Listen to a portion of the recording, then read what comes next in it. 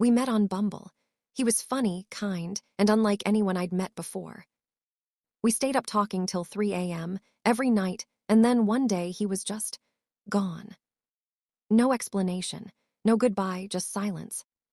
What I didn't know then was that he hadn't ghosted me out of cruelty, but out of fear. I wasn't even supposed to be on Bumble that night. I downloaded it again out of boredom, the same way you open the fridge when you know there's nothing new inside. But there she was, Amara, smiling at the camera like she'd been caught mid-laugh. The photo wasn't filtered or posed, just sunlight on her skin and that easy kind of confidence that makes you pause. Her bio was short: teacher, terrible dancer, excellent listener. Something about that line made me grin.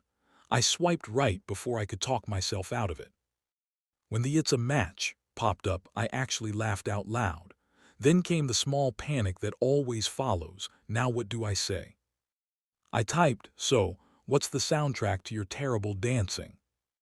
She replied 3 minutes later, "Depends on who's watching." That was how it began, quick, playful, honest, nothing forced. Over the next few days, we traded stories between work breaks and commutes. I learned she taught primary school kids and loved the chaos of it. She learned I was a freelance photographer trying to remember what weekends felt like.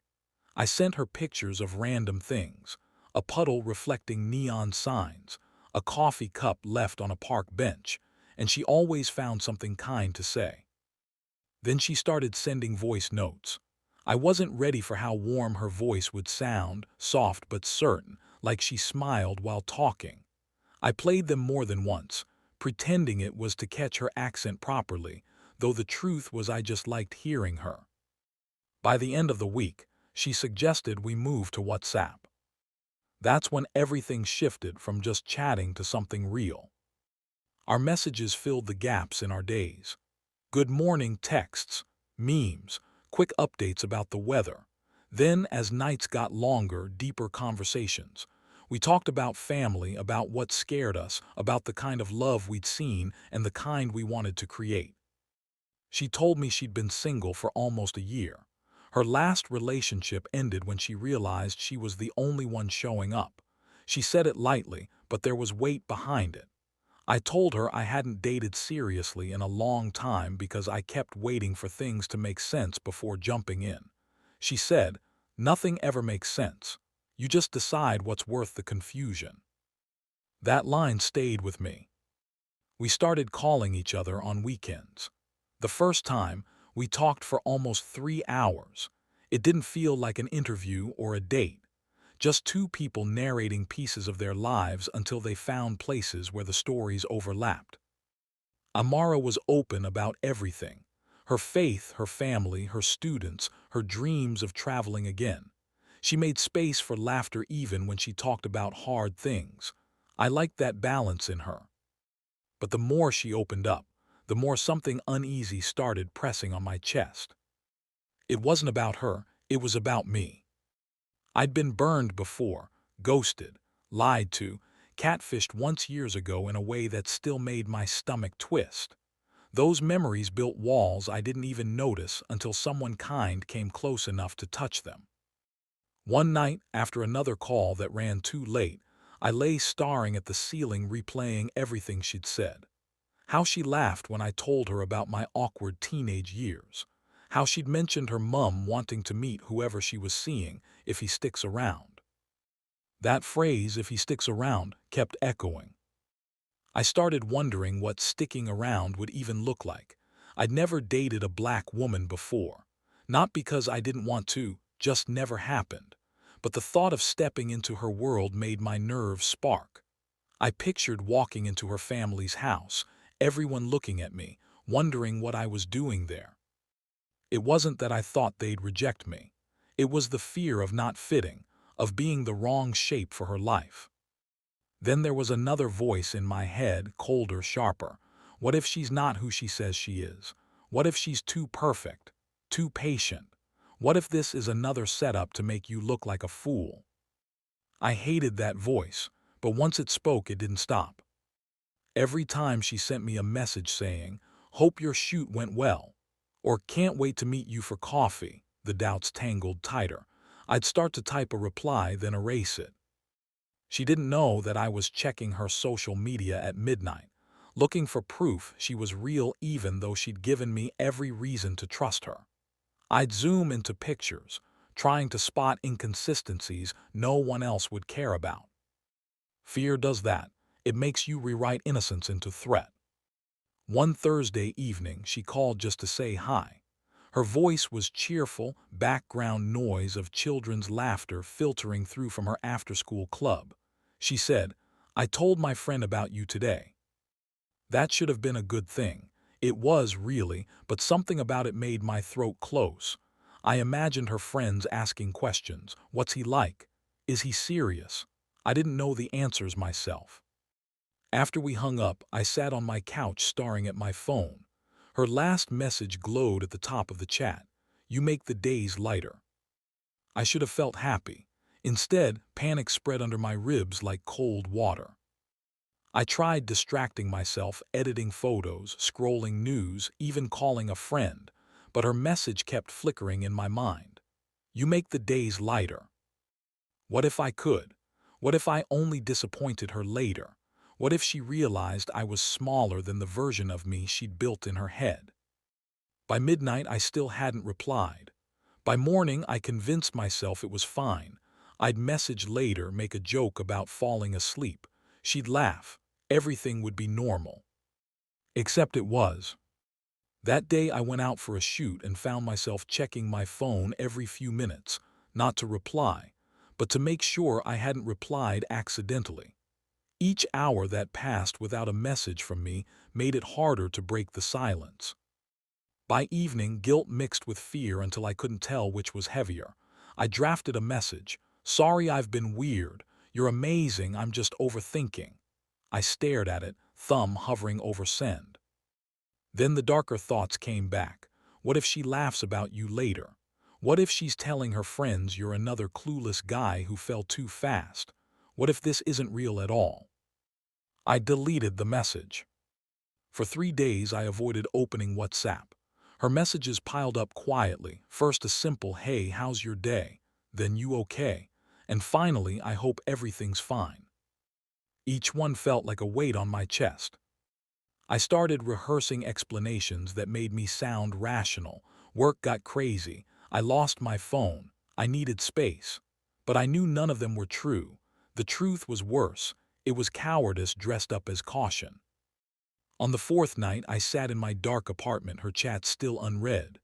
The room felt too quiet. I could almost hear her laugh echoing in it, soft and full of life. I opened her messages, reread every line, every emoji, every promise of coffee and conversation. My heart twisted with how simple and genuine it all was. Then, without thinking, I set my phone face down on the table. I told myself I'd reply tomorrow. Then I told myself maybe next week. Then I told myself she deserved someone who didn't need to battle himself just to answer a text. That's when I made the decision, small, silent, cruel in its simplicity. I'd disappear. I'd call it protecting myself, though deep down I knew it was the opposite. As I turned off the phone, a strange calm settled over me, the kind that feels like relief until you recognize it's just avoidance wearing a mask. And sitting there in the half-light, I whispered the lie that would haunt me later. She's better off without me. When he stopped replying, it wasn't just a gap in my phone. It was a weight in my chest that I couldn't shake. At first, I thought maybe he was busy. Maybe his job had exploded, or he'd had a family emergency. He had been open about his photography work, about shoots that ran late and last-minute travel. I told myself it was just one of those things. I checked my phone compulsively, counting the hours between messages, rewriting drafts of texts I never sent. "Hey, everything okay? Did I say something wrong? I hope you're safe." Every new notification made my heart jump, hopping it was him, only to sink when it was. After 3 days of silence, panic started to creep in. The little voice in my head whispered that maybe this was just who he was. Maybe he wasn't serious. I tried to push it away, reminding myself that I wasn't desperate. I had a life, friends, students who depended on me. Yet, even as I smiled in the classroom, laughed at someone's joke, or marked assignments, part of me kept glancing at my phone, expecting to see his name light up the screen. I told my roommate, I think I got ghosted. She didn't have to ask for details. She'd seen it before. Men do this, she said. Some of them just vanish. Her words didn't make me feel better. They made me feel hollow. The first week passed in a haze of hope and dread. I kept replaying our last conversation in my head. The night he laughed at my terrible dancing stories. The time he shared a photo he'd taken, framed just so, and I told him it made me feel like I could see his soul. Every detail now carried a weight I hadn't felt before. I wanted to believe it wasn't over. I wanted him to come back, explain himself, apologize. But the truth was, I didn't even know what I wanted anymore. I wanted him, yes, but I also wanted to protect myself. I didn't want to be the girl who waited by her phone every night. Weeks blurred into each other. I threw myself into my work, teaching, planning lessons, grading essays. I went on walks in the park alone, tried new recipes, and rewatched my favorite shows. I even started writing in my journal again, documenting the ache, the confusion, the little glimpses of hope that made my chest tighten. And yet, every time my phone buzzed, my heart leapt, only to sink when it wasn't him. One evening, I opened WhatsApp and saw the same message sitting there from 3 weeks ago. Hope your shoot went well. It was unread because I hadn't had the heart to mark it as seen. The irony wasn't lost on me. He was still in my life in the quietest possible way, even though he had removed himself entirely. I knew I had to stop waiting, not because I wanted to forget him, but because I wanted to reclaim myself. So I made a choice. I deleted the drafts I'd been keeping in my notes app. I put my phone on silent during the day. I went to bed without checking for notifications. It didn't erase him from my mind, but it created space where he didn't have to live rent-free in my thoughts. Then I met someone new. His name was John. He was in my graduate class years ago and had become a colleague and friend.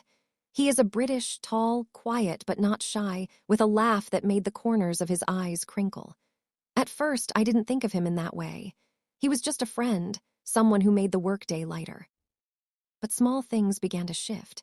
He remembered little details I hadn't told anyone, the name of my favorite author, the way I liked my tea, the song that always played when I needed comfort.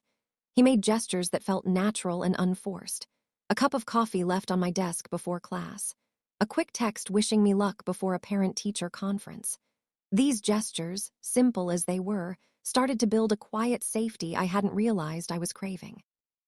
I didn't compare him to Daniel, not intentionally, but the memory of Daniel's warmth, his voice, the way he had made me feel seen, hovered in the background. I acknowledged it, let myself feel it, and then let it rest. John asked me out one Friday evening, not with fanfare but with honesty. "Would you like to grab dinner tomorrow?" he asked. I agreed. Dinner was nothing extraordinary, but it was the beginning of something that felt steady, solid. I realized that part of me had been holding out for someone who made me feel alive in a whirlwind, but maybe what I needed was someone who could make me feel alive in the calm. Meanwhile, Daniel's messages remained absent. No late-night apologies, no frantic explanations. The silence had stretched long enough to teach me something I hadn't expected. Absence doesn't always signify loss. Sometimes, it allows the space to see who and what belongs in your life. As I started dating John, I noticed subtle changes in myself. I laughed more easily. I slept more soundly. I looked forward to the days ahead rather than fixating on what might have been. Yet every once in a while, Daniel's memory surfaced, not as pain but as a quiet acknowledgement. He had been a spark in my life, and sparks, no matter how bright, sometimes burn out. One Saturday, months later, I found myself walking past a cafe where Daniel and I had joked about meeting. I stopped for a moment, smiled at the memory, and kept walking. The streets were full of life, of people moving forward, just as I was. Then came the day Daniel reappeared. I saw the notification, the name lighting up my screen. My heart skipped, curiosity tangled with caution. I hesitated before opening it. "Hey, it's been a while. I'm sorry for disappearing. I was scared not of you but of myself." I read the message twice. The ache of the past was still there, but it had softened. I didn't type immediately. I paused, letting myself consider what I had become in the months he was gone. I had grown, healed, and found someone who showed up for me consistently. And then I wrote back. I'm glad you're okay. I was scared too, just not of love. I didn't need to explain. I didn't need to relive it. The sentence said what needed to be said. Peace, acceptance, growth. After hitting send, I put my phone down and felt the weight lift. For the first time, I understood fully. Love doesn't belong to those who arrive first. Love belongs to those who choose it and show up. Daniel might have been part of my story, but Tund was part of my present. And sometimes, that's enough. I looked out the window at the busy street, the city moving forward, and realized I had moved too. Not with bitterness, not with anger, but with understanding that timing, fear, and courage all play a role in love, and missing one piece can make you lose what you almost had. And just like that, the silence that had once hurt me became a teacher. It's strange how silence can turn into habit. At first, it was just a few days of not replying. Then it became a week, then two. Before I knew it, months had passed since I'd heard Amara's voice. Time doesn't heal guilt, it just teaches you how to carry it more quietly. I told myself I'd reach out once I was ready to explain, ready to admit how fear had chewed me up, but readiness never came. Fear didn't leave. It just disguised itself as logic, as pride, as the excuse that maybe she'd forgotten me by now. Then one morning, while scrolling through Instagram, I saw her. It wasn't even intentional. A mutual friend had tagged her in a post from a community event. There she was, Amara, laughing, holding a cup of coffee, her smile just as real as I remembered. For a moment, it felt like a punch and a hug at the same time. She looked happy. That should have been enough to make me smile. But instead, my chest tightened with the kind of ache that comes from knowing you caused your own heartbreak. That night, I drafted a message. Hey, it's been a while. I'm sorry for disappearing. I was scared not of you but of myself. I stared at the screen for almost an hour before sending it. My hands were shaking. It wasn't the kind of fear that comes from rejection. It was the fear of realizing I might have already lost my chance at forgiveness.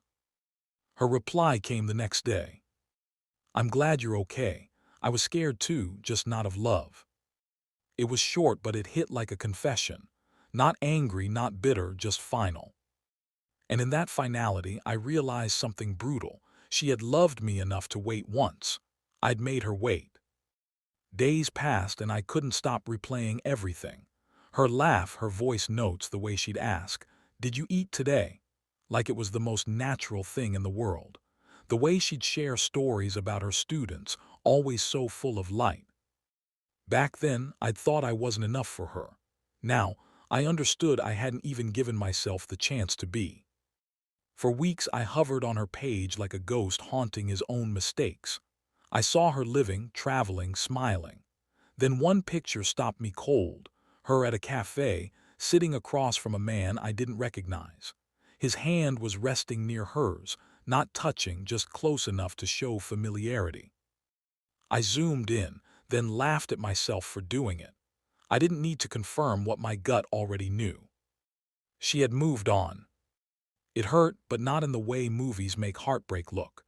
There were no tears or broken glasses. It was quieter, heavier. The kind of pain that just settles inside you, like dust on an unused shelf. I told myself she deserved it.